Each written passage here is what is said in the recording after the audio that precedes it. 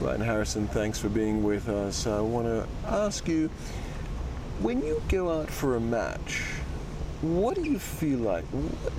What's the mental approach to a match? Do you feel passion when you're playing? Give me an idea of your psyche. I'm excited when I go on court. I mean, I'm obviously, everyone's a little nervous. You're excited to get out there, and especially first round, you're anxious to be on the court. I think that today, and in recent history, I've had a history of starting slow, which has hurt me at times. But I've only been out here for a year and a half on the ATP matches, and so I'm trying to find just what the right preparation is for me in order to play well from the beginning. What drives you? I think my desire to win, my love of tennis and competition, my passion to win Grand Slams and to be #1 in the world, and I'm very set and very focused on trying to be as good as I can be, and I want to get there as soon as possible. Are you impatient? Yes. I'm very ready to get there. I wish I was there yesterday, but it's something that takes a while to develop, and I'm putting in the hours and the time to try to get there. That's why it makes matches like today disappointing whenever you feel like you're putting in the work and the preparation and you lose, but it's one of those things where he's putting in the work and preparation as well, and so you compete and you try to do your best. You're only 19 years old. I mean, it is all a stepping stone, isn't it?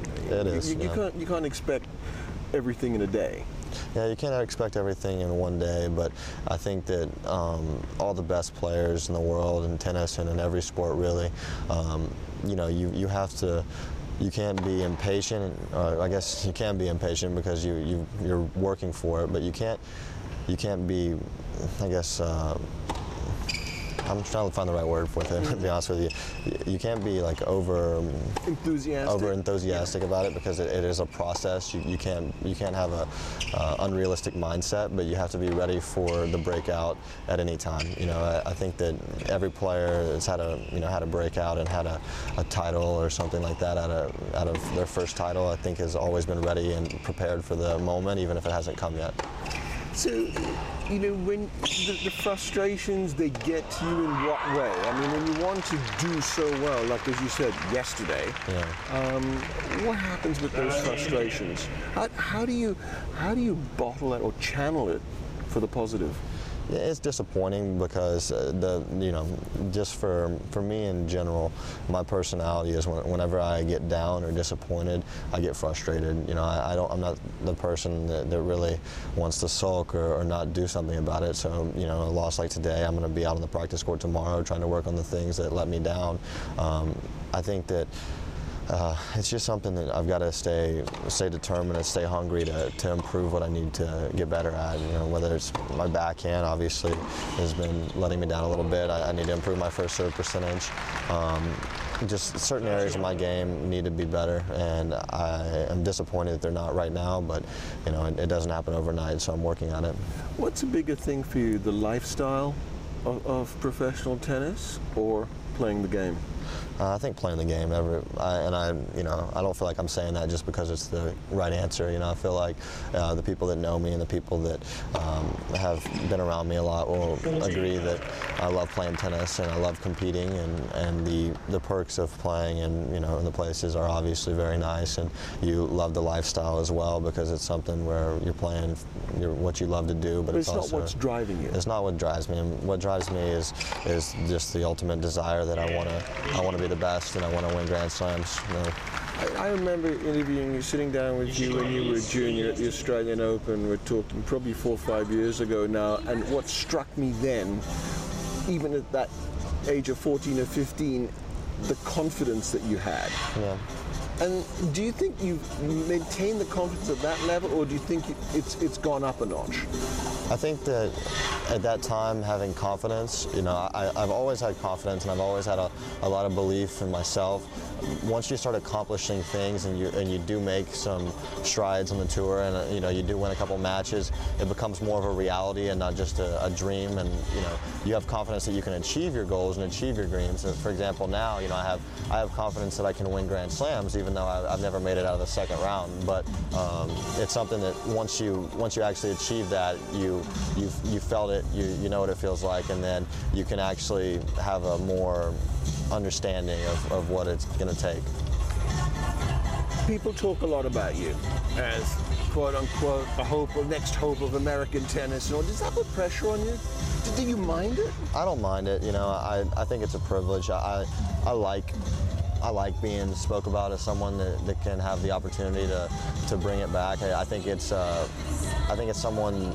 When people say that about you, it shows that they see potential in your game and they see something in you, and I'm privileged to have that. And I just, I try not to overlook it, and I try not to get overwhelmed by it, but I just think it's something that if I continue to work at and I continue to work hard, that I'm going to be able to achieve. What's the best piece of advice you've ever been given, and who gave that to you? I think that the best advice I've been given is probably by Andy, and he told me when I was 16 that 80% of the time is whenever you're going to play 10% of the time great, you're going to play 10% of the time poorly, and it's the 80% in the middle that's going to make your career. And it's a matter of managing your off days and managing your average days in order to be successful and learning how to win at those times that are going to make you, achieve goals and win Grand Slams. Yeah, we just touched on some of the perks and the lifestyle of this sport. How much do you enjoy getting the opportunity to do things like throwing the first pitch out, as you did in Cincinnati? Those sort of things. Those are awesome. I mean, those are great moments and great things that you get to do, and some of the perks that come with a lot of the hard work I've put in over the years. I just think that in order to continue to have those opportunities and in order to continue to be spoken about, you have to keep working and keep improving. If I'm 60 to 80 in the world in 2-3 years, then it's not going to be the same. I've got to continue to find ways to get better and find ways to improve, and it's going to be that process that's going to keep allowing me to have those opportunities. Last question, what would you rather have come first, a Grand Slam title or the world #1 ranking? Grand Slam title, I think. I think that in order to get to #1 in the men's game, you're going to have a Grand Slam title. So it's kind of tough to say, because I feel like with the way those top 4 guys are playing, you're going to have to win Grand Slams to be #1. But I think it's definitely to win a Grand Slam and to kind of end the title drought that we've had for a while. It would be something that is going to be my first goal. I think that with my ranking right now, it would take multiple Grand Slams, as Rafael Nadal is showing. I mean, he's won a Grand Slam this year and made finals of 7 or 8 Masters series, and he's still #2. And so it's going to be tough to get to #1, but it's a process, and hopefully many Grand Slams will get me there. On that note, Ryan Harrison, good luck with those goals. I'm sure they're going to be achieved, and thanks for joining us on WeAreTennis.com. Thank you.